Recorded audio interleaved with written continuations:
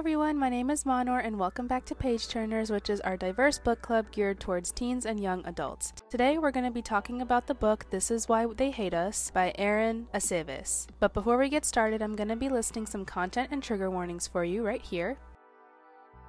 And I will say that this review might contain some spoilers, so if you don't want any spoilers, now's your chance to click off the video. Okay, let's get into it. This Is Why They Hate Us focuses on our main character, Enrique, who is bisexual. A lot of this story is about Enrique trying to get over his crush, Salim, whom he's in love with. But he has no idea if Salim feels the same way or even likes guys, and it turns out that Salim is going to New Jersey for the summer to meet up with a girl who his parents might want him to marry. Because of this, Enrique sets out to get over Salim during the course of the summer.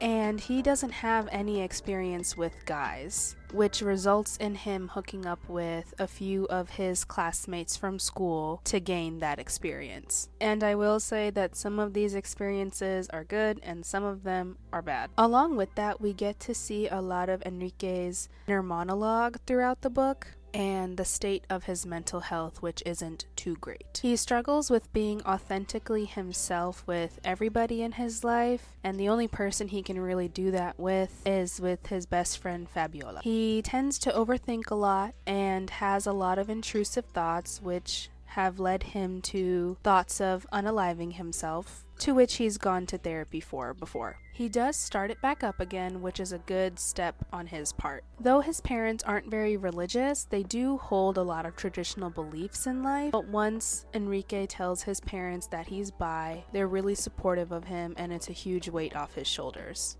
He also gets to confide in one of his teachers, Mr. Chastman, which helps him a lot too. They do unfortunately have a very awkward encounter together, but they are able to talk it through and overcome it. Just before the summer ends, Enrique ends up telling Salim how he feels, and Salim is kind of caught off guard at first. But when they talk again, they realize that the feeling is mutual. I mean, it's a YA novel. Did we think that they weren't gonna like each other? Let's be serious here. Enrique is really excited, though they both know that there are going to be a lot of obstacles that they're going to have to overcome and work through together. Overall, I liked this one. I do think it was a little long and there were some parts that we could have done without, but it was still good nonetheless. Still, I do think it was a good story about finding yourself, whether it's in healthy and or unhealthy ways, with the added layer of mental health on top of that. It's bound to get messy. This book does contain a variety of explicit and non-explicit sexual themes, so I advise that you read this one at your own risk. I know not everyone is comfortable reading about these kinds of topics. That said, I do still think it's worth the read, so I hope y'all consider checking this one out, and we'll see you next time.